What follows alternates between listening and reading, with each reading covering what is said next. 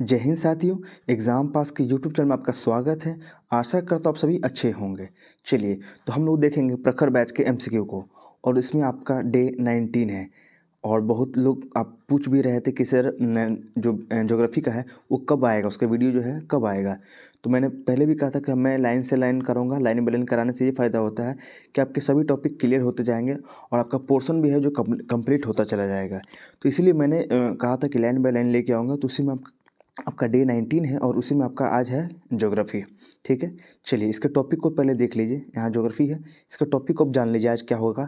तो आज होगा ब्रह्मांड, तारा, सूर्य, ग्रह, चंद्रमा, पृथ्वी की उत्पत्ति और संबंधित थ्योरी होंगी उसके। और आगे है कि पृथ्वी की गतियाँ होंगी, आंतरिक संरचना होगी, प्लेट टेक्टोनिक होंगी और महाद्वीपीय सिद्धांत होंगे, और भू संचलन होगा, चट्टान होगा, भूकंप होगा। ठीक है, ये सारे आपके टॉपिक है। चलिए तो इस वीडियो को अच्छे से देखिएगा। बहुत लोग का क्वेरी था ज्योग्राफी के बारे में, तो ये वीडियो आ गया है, तो इस वीडियो को अच्छे से देखिएगा। चलिए पहला क्वेश्चन शुरू करते हैं। इसमें दिया गया कथन बताना है कौन सा इसमें सही है और कौन गलत है। तो इसमें जो कथन है दोनों ही आपके कथन सत्य दिए गए हैं। क्या है देख लीजिए। तो कृष्ण छिद्र यानी कि ब्लैक होल एक ऐसा खगोलीय अस्तित्व है जिसे दूरबीन से देखा नहीं जा सकता। आगे क्योंकि कृष्ण छिद्र पर गुरुत्वीय क्षेत्र इतना प्रबल होता है कि यह प्रकाशों को भी बच निकलने नहीं देता। उपयुक्त जो आपका कथन दोनों सही है। ठीक है, आगे चलते हैं क्वेश्चन नंबर 2 की ओर। निम्नलिखित कथनों पर विचार करना है, तो बताना इसमें कौन सही है। तो इसमें पहला और दूसरा सही है, बाकी जो तीसरा वो आपका गलत है। देख लीजिए।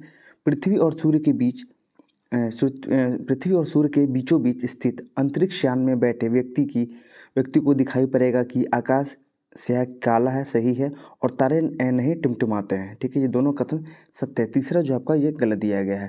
क्वेश्चन नंबर 3 है, प्रकाश वर्ष किसकी इकाई है। आंसर हो जाएगा दूरी की, यानी कि बी आंसर आपका सही है, दूरी की। आगे देखते हैं क्वेश्चन नंबर 4 देखेंगे। वैज्ञानिक जिन्होंने सर्वप्रथम खोज की पृथ्वी सूर्य के चारों ओर घूमती है किसने, तो कोपरनिकस ने, यानी कि सी आंसर आपका यहाँ पे सही हो जाएगा। आगे है, सूर्य से दूरी के क्रम में निम्नलिखित में से कौन सा दो ग्रह मंगल और यूरेनस के बीच स्थित है। आंसर हो जाएगा आपका बृहस्पति और शनि। यहाँ देख लीजिए, बृहस्पति और शनि हो जाएगा। ठीक है, चलिए आगे चलते हैं क्वेश्चन नंबर 6 की ओर। सूची 1 को 2 से आपको मिलान करना है।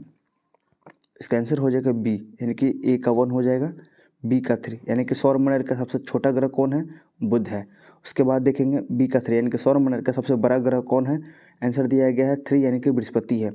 आगे है सौरमंडल में सूर्य से दूसरे स्थान पर कौन सा है। आंसर हो जाएगा शुक्र। और लास्ट आपका सौरमंडल का सबसे हल्का ग्रह कौन सा है। आंसर हो जाएगा D4, यानी कि शनि।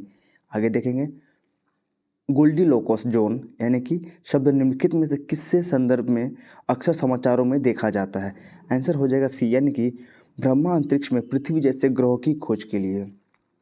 आगे क्वेश्चन नंबर 8, सूर्य की ऊर्जा उत्पन्न होती है तो नाभिक के संलयन के द्वारा। अक्सर एग्जाम में क्वेश्चन भी पूछा जाता है। आगे है क्वेश्चन नंबर 9, सूर्य ग्रहण कब होता है। आंसर हो जाएगा चंद्रमा जब सूर्य व पृथ्वी के बीच आता है तो। आगे देखेंगे क्वेश्चन नंबर 10। यहाँ देख लीजिए, ये फोटो आपको दिया गया है समझाने के लिए। क्वेश्चन आप 10 देखिए। एक खगोलीय एकक औसत दूरी कितनी है। आंसर दिया गया ए, यानी कि पृथ्वी और सूर्य के बीच की। ए आंसर आपका हो जाएगा। आगे देखेंगे क्वेश्चन नंबर 11, पृथ्वी सूर्य के से निकटतम दूरी पर होती है कब। आंसर हो जाएगा 3 जनवरी को। कब होती है, तो 3 जनवरी को। चलिए आगे चलते हैं क्वेश्चन नंबर 12 की ओर। क्वेश्चन नंबर 12 की ओर चलते हैं। निम्नलिखित ग्रह युग में से कौन सा बिना उपग्रह के है। आंसर हो जाएगा पृथ्वी और बृहस्पति। सॉरी, यहाँ पे डी है, बुध और शुक्र होगा। सॉरी, बुध और शुक्र, इसके तो उपग्रह है ही हम लोग का जो वो चांद है। आगे चलिए क्वेश्चन नंबर 13 है, इवनिंग स्टार किस ग्रह को कहते हैं। आंसर हो जाएगा शुक्र को, यानी कि वीनस को कहते हैं।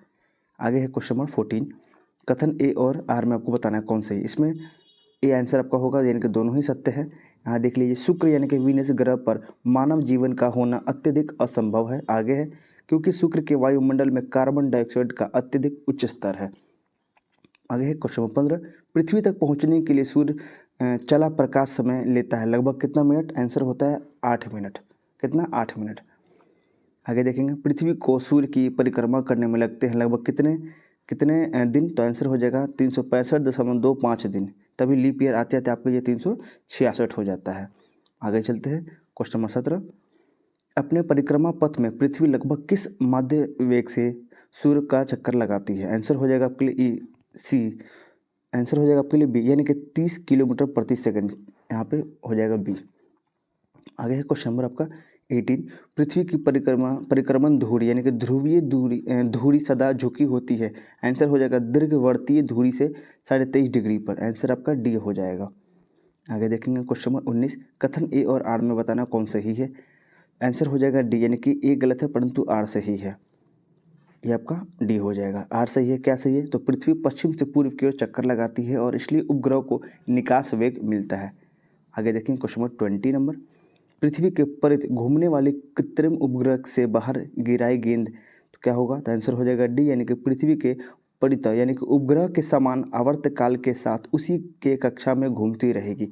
डी आंसर आपका सही है। आगे देखेंगे 21। एक ग्रह के दिन का मान और उसके अक्ष का झुकाव लगभग पृथ्वी के दिन मान और झुकाव के समतुल्य है। सही है क्या? तो आंसर हो जाएगा यानी कि मंगल के विषय में। डी आंसर आपका हो जाएगा मंगल के विषय में। 22। सौरमंडल में सबसे बड़ा ग्रह कौन सा है? आंसर हो जाएगा ए, यानी कि बृहस्पति। कौन? बृहस्पति। आगे देखेंगे क्वेश्चन नंबर 23। सूर्य के गिर्द एक परिक्रमा के लिए निम्न में से कौन सा ग्रह अधिकतम समय लेता है? आंसर हो जाएगा कौन? जुपिटर, यानी कि बृहस्पति लेता है। आगे देखेंगे शनि सूर्य के चारों ओर एक चक्कर लगाने में लेता है कितने? तो आंसर हो जाएगा 29.5 वर्ष। कितने? 29.5 वर्ष। आगे देखेंगे चंद्र ग्रहण कब होता है? आंसर हो जाएगा बी, यानी कि जब पृथ्वी सूर्य और चंद्रमा के बीच आ जाती है। ये क्वेश्चन ऊपर भी आया था। आगे देखेंगे क्वेश्चन नंबर 26। जब किसी वस्तु को पृथ्वी से चंद्रमा पर ले जाया जाता है तो क्या होता है? आंसर हो जाएगा आपके लिए बी, यानी कि उसका भार जो है घट जाएगा। वहाँ पे कितना हो जाएगा? 1/6 हो जाएगा। आगे देखेंगे 27। उत्तरी गोलार्ध में वर्ष का सबसे छोटा दिन कौन सा होता है? आंसर हो जाएगा 22 दिसंबर। कब?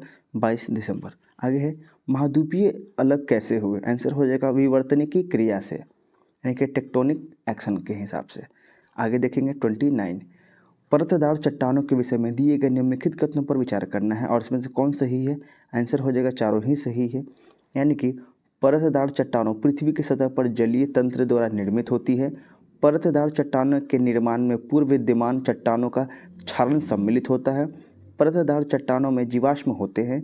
परतदार चट्टानों विशिष्ट रूप से परतों में पाई जाती है। चारों कथन सही है। आगे है पृथ्वी के अंदर पिघले पदार्थ को क्या कहते हैं?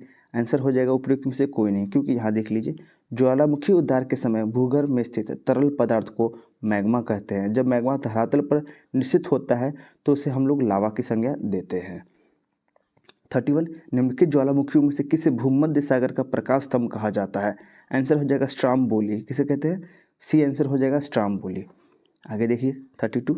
इसमें आपको मिलान करना है तो इसका आंसर दिया गया है बी 4123। यहाँ पे ज्वालामुखी है और देश है तो माउंट रेनियर कहाँ पे है? तो आंसर हो जाएगा यूएसए में। कहाँ पे? यूएसए में। ठीक है। आगे देखिए एटना कहाँ है? तो इटली में है। पैरिकुटिन कहाँ है? मैक्सिको में। और ताल कहाँ पे है? तो फिलीपींस में। 33 है भूकंपीय छाया क्षेत्र से संबंधित निम्नलिखित कथनों को पढ़िए और सही विकल्प को आपको बताना है। तो इसका आंसर दिया गया 33 का बी, यानी कि कथन एक सही है लेकिन कथन दो गलत है। जो एक सही उसे जान लीजिए आप। एक भूकंप का छाया क्षेत्र दूसरे भूकंप के छाया क्षेत्र से सर्वथा भिन्न होता है। ये देख लीजिए यहाँ पे आपको डायग्राम समझाया गया है। आगे चलते हैं 34 की ओर। कोकस प्लेट किनके मध्य पाई जाती है? आंसर हो जाएगा ए, यानी कि मध्य अमेरिका और प्रशांत प्लेट के पास। ये आंसर आपका सही हो जाएगा। आगे देखेंगे 35। सही कथन आपको चुनना है। आंसर हो जाएगा बी, यानी कि केवल एक ही सही है, यानी कि सूर्य से दूरी के हिसाब से पृथ्वी तीसरा ग्रह है। तो केवल एक ही इसमें सही दिया गया है। आगे देखेंगे 36। कथन पर आपको विचार करना है और बताना है कि इसमें कौन सा सही है। तो इसमें कोई भी सही नहीं है। हम लोग आगे चलते हैं। आगे देखेंगे 37 की ओर।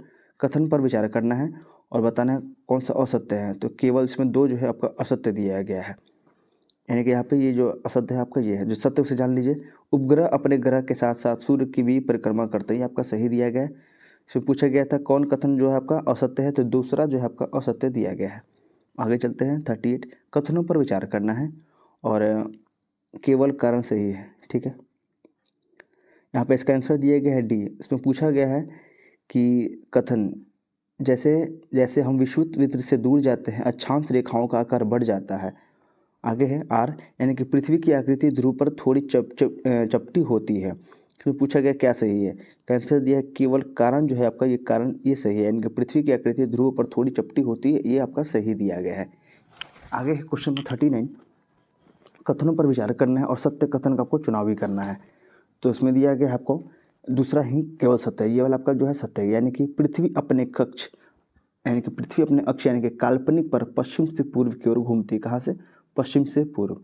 आगे देखेंगे 40, कथन पर विचार करना है, बताना कौन सत्य है। तो इसमें दिया गया केवल 2 ही सत्य हैं, यानी कि प्रत्येक समय क्षेत्र से 15 डिग्री देशांतर तक के क्षेत्र को घेरता है, ये सही। आगे है 41, सही कथन को आपको चुनना है।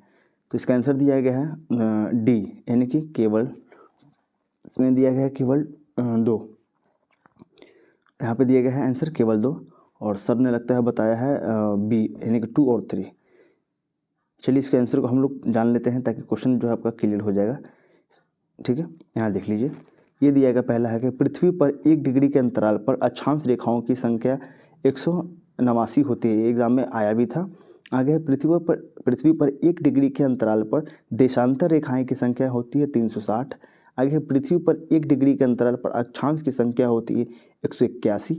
और नोट, जहाँ अक्षांश एक बिंदु कोण को दर्शाता है वहाँ अक्षांश रेखा बिंदुओं से मिलने वाली रेखा को दर्शाता है। और 4 दिया गया है आपका अक्षांश यानी कि समानांतर रेखाओं से भिन्न सभी देशांतरीय या मोत्तर की लंबाई समान होती है।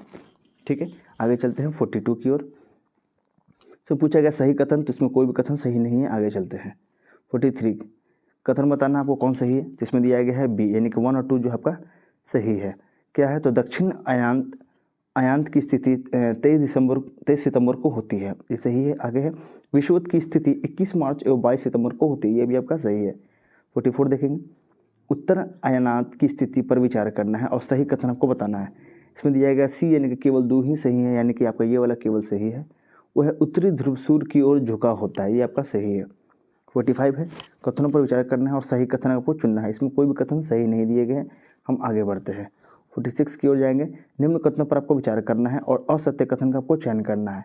इसमें जो सी है यानी कि 1 और 3 आपका असत्य दिया गया है, ये और ये, यानी कि जियोग्राफी का अर्थ पृथ्वी का अध्ययन करना, ये आपको असत्य दिया गया है। नील आर्मस्ट्रांग पहले व्यक्ति थे जिन्होंने 20 जुलाई 1869 को सबसे पहले चंद्रमा की सतह पर कदम रखा। इसके बारे में थोड़ा जान लीजिए।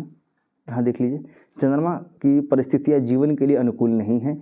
इसी सतह पर पर्वत, मैदान, गड्ढे जो चंद्रमा की सतह पर छाया बनाते हैं, पूर्णिमा के दिन चंद्रमा पर इनकी छाया को देखा जा सकता है। ज्योग्राफी एक अंग्रेजी शब्द है, यह ग्रीक भाषा से लिया गया है। इसका अर्थ है पृथ्वी का विवरण, या तो विवरण, ठीक है, पृथ्वी का विवरण। और आगे है यह 2 ग्रीक शब्दों से मिलकर बना है जिन्हें जी का शब्द का अर्थ है पृथ्वी एवं ग्राफिया का अर्थ है लिखना। ठीक है, आगे नील आर्मस्ट्रांग पहले व्यक्ति थे जिन्होंने 20 जुलाई 1969 को सबसे पहले चंद्रमा के सतह पर कदम रखा, 20 जुलाई 1969। ठीक है, यहाँ पे जो डेटिंग है आपका ये सब गलत दिया गया है। ठीक है, 1969 दिया गया है, वहाँ पर 1800 दिया गया था। चलिए आगे चलते हैं 47 की ओर। पूछा गया कथनों पर विचार करना है, कौन सही है और कौन गलत। इसमें दिया गया डी, यानी कि आर सत्य है और ए असत्य है। जो सत्य उसे जान लीजिए। यहाँ पे ये जो है आर जो है वो का सत्य है, यानी कि अंतर्भेदी अग्नि शैली धीरे धीरे ठंडा होती है, ये आपका केवल सत्य है, बाकी जो है गलत है। 48 देख लीजिए, कथन पर बताना है कौन सत्य है और कौन गलत। तो इसका आंसर हो जाएगा बी, यानी कि 1 और 2 दोनों। क्या है इसमें, तो पृथ्वी के आयतन का केवल 15% हिस्सा ही क्रोड है, सही। और परपटी के ठीक नीचे मेंटल होता है जिसे 2900 किलोमीटर की गहराई तक फैला होता है, ये सही है। क्वेश्चन नंबर 49 देखेंगे, कथनों पर आपको विचार करना है और असत्य कथन का आपको चयन करना है। तो 1 और 3 जो है आपका असत्य दिए गए हैं। जो सही उसे आप जान लीजिए। आंतरिक ग्रह में केवल बुध, शुक्र, पृथ्वी, मंगल ही आते हैं आंतरिक ग्रह में, और बाह्य ग्रह में कौन आते हैं, बृहस्पति, शनि, यूरेनस और नेपच्यून आते हैं। आगे क्वेश्चन 50, स्थल मंडल के सबसे निम्न कथनों पर विचार करें। उपयुक्त में से कौन सा कथन सत्य है आपको वो बताना है। आंसर हो जाएगा डी, इसमें दिया गया डी, यानी कि 1, 2, 3। ठीक है, जान लीजिए इसके बारे में। तो स्थल मंडल अनेक प्लेटों में विभाजित होता है जिन्हें स्थल मंडलीय प्लेट कहते हैं।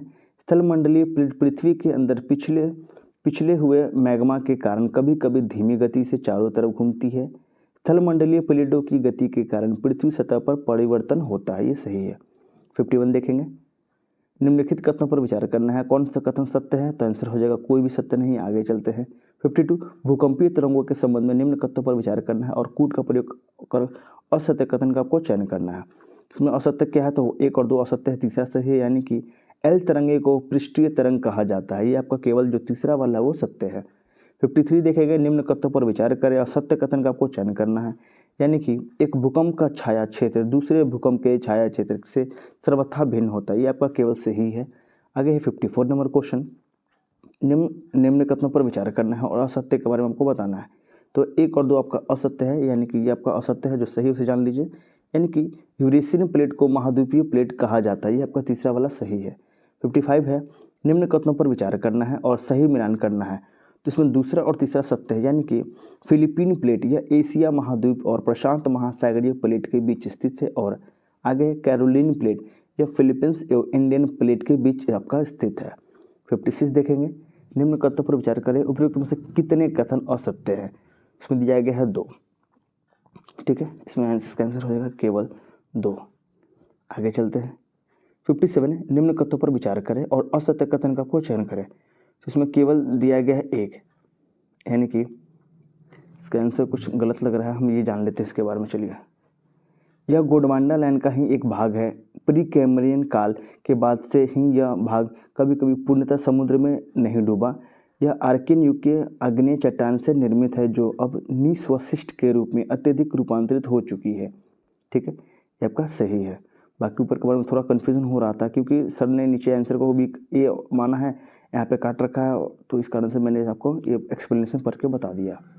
चलिए 58 देख लीजिए, भूसन्नतियों को पर्वत का पालना किसने कहा था। आंसर हो जाएगा कोबर ने, यानी कि बी आंसर आपका यहाँ पे सही हो जाएगा। 59 है, निम्न कथनों पर विचार करना है और सत्य कथन का आपको चयन करना है। इसमें दिया गया है सी, यानी कि 1 और 2 दोनों आपका सत्य है। यानी कि ब्रह्मांड का जन्म लगभग 13.8 बिलियन साल पहले हुआ था और एडविन हबल एक साबित करने वाले पहले व्यक्ति हैं कि ब्रह्मांड का विस्तार हो रहा है। किसने, तो एडविन हबल ने।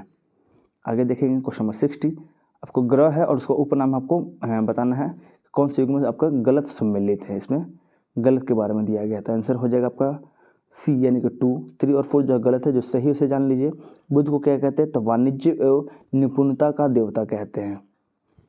यहाँ पे चलिए, और बाकी का भी नाम आप जान लीजिए।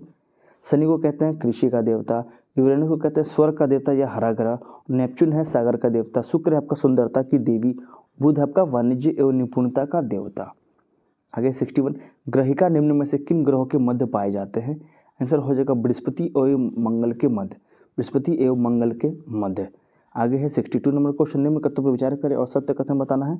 आंसर हो जाएगा सी, यानी कि सूर्य के चारों ओर परिक्रमा करने में पृथ्वी को 365.25 दिन लगते हैं और पृथ्वी की आकृति एक जियोइड के समान है, यह पूर्ण रूप से वृत्ताकार नहीं है। ये आपका दोनों जो है सही है। आगे है, निम्न कथनों पर विचार करना है और कितने कथन असत्य, इसमें दिया गया कितने, ठीक है।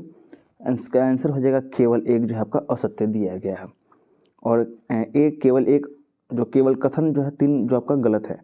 ये तीसरा वाला गलत है, बाकी दोनों सही है। देख लीजिए इसके बारे में थोड़ा। प्राथमिक लहरों में कण प्रसारण की दिशा में कंपन करते हैं और प्राथमिक लहरों की तुलना ध्वनि लहरों से ही की जाती है। आपका सही है। आगे क्वेश्चन नंबर 64, निम्न विशेषता किस प्रकार के चट्टान की है। आंसर हो जाएगा आग्नेय चट्टान, और आग्नेय चट्टान के बारे में सारे कथन जो है दिए गए, इसके जान लीजिए। इनमें जीवाश्म नहीं होते हैं, इनमें सिलिकेट खनिज होता है, यह रवेदार होती हैं और इनमें क्रिस्टल होते हैं, इनका अपक्षेप प्राय भौतिक प्रक्रिया के द्वारा होता है और लोहा, मैग्नीशियम, जस्ता जैसे खनिजों का पाया जाना है। किसके लिए बोला जा रहा है, तो आंसर हो जाएगा आग्नेय चट्टान के लिए। आगे है क्वेश्चन नंबर 65, विषम को चुनना, इसमें कौन सा आपको अलग है, तो आंसर हो जाएगा अंटार्कटिक प्लेट, यानी कि ये आंसर आपका सही है। 66 देखेंगे, एक प्रभावी कोरियोलिस बल किस कारण होता है। आंसर हो जाएगा पृथ्वी का घूर्णन के कारण, यानी कि बी आंसर आपका सही दिया गया है।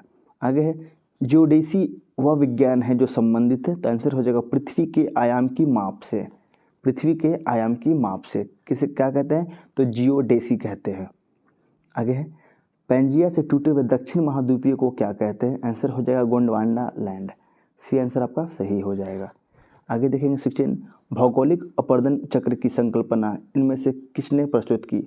आंसर दिया जाएगा बी यानी कि WM डेविस ने। किसने? WM डेविस ने। 70 विश्व की सबसे ऊंची चोटियों किस प्रकार के पर्वतों में पाई जाती है। आंसर हो जाएगा नवीन मोरदार पर्वत यानी कि बी आंसर आपका सही है। 71 देखेंगे निम्नलिखित में से किस चट्टान में कोयला एवं पेट्रोलियम पाया जाता है। आंसर दिया गया यहाँ पे डी यानी कि परतदार एवं अवसादी। डी आंसर आपका सही है। आगे है अलग अलग ऋतुओं में दिन समय और रात्रि समय के विस्तार में भिन्नता किस प्रकार से होती है। आंसर हो जाएगा पृथ्वी का नत अक्ष पर परिक्रमण यानी कि डी आंसर सही है। 73 देखेंगे भूगोल का जनक किसे कहा जाता है। आंसर हो जाएगा एरिस्टोस्थनीज को यानी कि सी आंसर आपका सही है। आगे देखेंगे 74 पृथ्वी की आंतरिक परत निफे के निर्माण के किन तत्वों की प्रचुरता है। आंसर हो जाएगा निकेल और फेरम। डी आंसर आपका सही है। 75 वेगनर के अनुसार निम्नलिखित में से कौन सा कथन असत्य है। आंसर दिया गया है बी यानी कि पैंजिया स्थितिज सागर नामक महासागर में से घिरा हुआ था। ये आपका जो है आपका गलत दिया गया, बाकी सही है। यानी कि जो सही उसे जान लीजिए। यानी कि कार्बोनिफेरस युग में विश्व के सभी महाद्वीपीय आपस में जुड़े हुए थे जिसे उन्होंने पैंजिया कहा। ये आपका सही है।